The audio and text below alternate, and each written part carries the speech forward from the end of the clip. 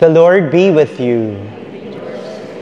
A reading from the Holy Gospel according to Saint John.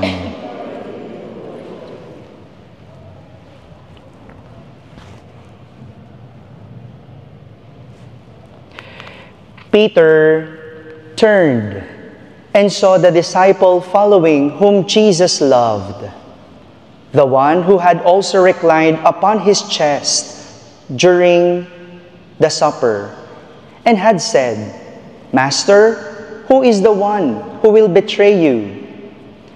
When Peter saw him, he said to Jesus, "Lord, what about him?" Jesus said to him, "What if I want him to remain until I come? What concern is it of yours? You follow me." So the word spread among the brothers that disciple would not die. But Jesus had not told him that he would not die.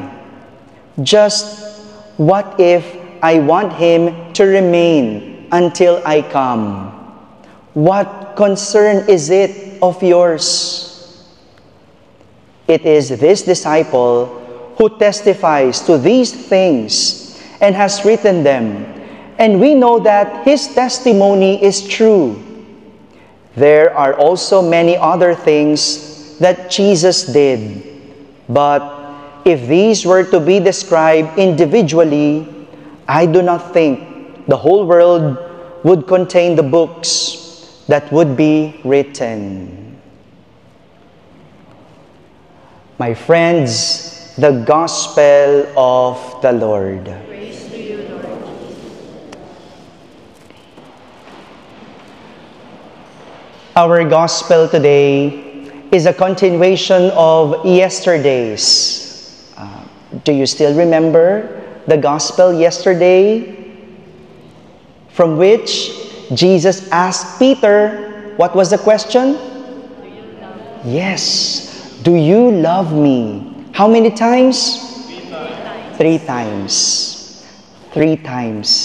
And Jesus signified what kind of death Peter would have. So he ended their conversation with a command, "Follow me. Follow me." Kung baga, kahapon, ang bida, sino? Hello. Sinong bida kahapon? Si Peter. No? All eyes were on Peter. Si Peter ang kausap ni Jesus. Si Peter ang tinatanong ni Jesus. Pero sa halip na tumugon si Peter ng opo after he was told, "Follow me," what did Peter do? This is the gospel today. He turned. Lumingon siya sa kanyang kasunod. And who is behind him? John. John the Beloved. Tignan mo, no, yung sequence. Peter was in front, and behind Peter was John. And when Jesus was talking to Peter and told him, "Follow me," Peter did not answer yes. And what did he do? He turned. Lumingon siya. Lumingon siya. And he asked Jesus. He asked him, what is it for him? Ano yung sa kanya? Let us focus on the gesture of Peter. After Jesus commanded him to follow me, he turned. Lumingon. Instead of answering Jesus, lumingon siya. He turned. And there are 3 things that would mean our turning of back. First, if you turn and someone is talking to you, it means you are not interested with what was said of you. Diba? Pagkausap ka, ikaw ang kausap, lilingon ka, it means you're not interested. Or second, it means you ignore the person talking to you. Or maybe, third, you do not accept what is being told of you. But in the case of Peter, we would say that he's not interested of what is said of him. Rather, he is more interested of what is for John than for what is for himself. Mas interesado siya sa kung ano ang para kay Juan kesa sa kung ano yung kanya. Mas tinanong niya kung anong mangyayari kay Juan kesa sinasabi sa kanya kung anong mangyayari sa kanya. That is why Jesus told him, "What concern is it of yours?" Sa Tagalog, ano sa iyo? Anong paki mo? Anong pakialam mo? Di ba parang ang sakit? You're asking, what is for John? Anong paki mo? What concern is it of yours? Kumbaga, sinasabi ni Jesus, huwag mong pakialaman ang sa iba. Pakialaman mo ang sa iyo. Hindi ba? At times, we're guilty of this. Kapag merong selos o inggit sa kapwa, pinakikialaman natin ang iba instead of concerning our own. Yan ang ugali ng isang taong may inggit.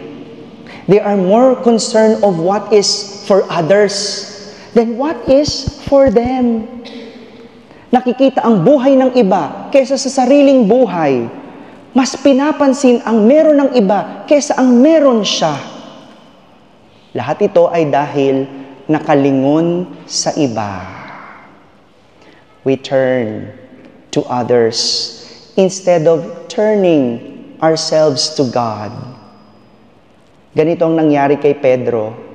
Sa halip na makita niya kung ano ang plano ng Diyos sa kanya, mas tiningnan niya ang plano ng Diyos para sa iba. And that is why, in the end, he failed.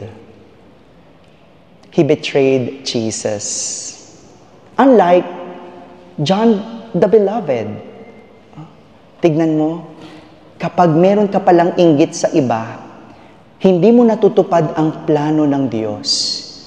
If you have jealousy within you, you cannot fulfill the plan of God. Yesterday, I heard sabi ni Daddy, nakakamatay ang inggit. And it's true. It's true. Because it kills your joy. It kills your peace. And it kills your acknowledgement of the blessings that you receive from God. Yan ang nagagawa ng taong may inggit. It kills you. You become unhappy. You become ungrateful. Why? Because you always turn to others than to yourself or to God. My dear brothers and sisters, this is the habit that our gospel would want us to change. To always turn to God instead of turning to others. Because if we will turn to God, we would always see the goodness and blessings of God. We end our pilgrimage today, and it is a great blessing for all of us to be here, to finish our pilgrimage. And you know, my only prayer was, when we left Manila, is for us to be safe, for us to be healthy, for us to come back home well. Yung maging fruitful ang pilgrimage, it depends on you. It does not depend on me, or it does not also depend on God. It depends on you, on how you will see all these things as a blessings from God. Amen. The Lord be with you. and may Almighty God bless you all, the Father, and the Son, and the Holy Spirit. Our celebration is ended. Go in peace to love and serve our Lord.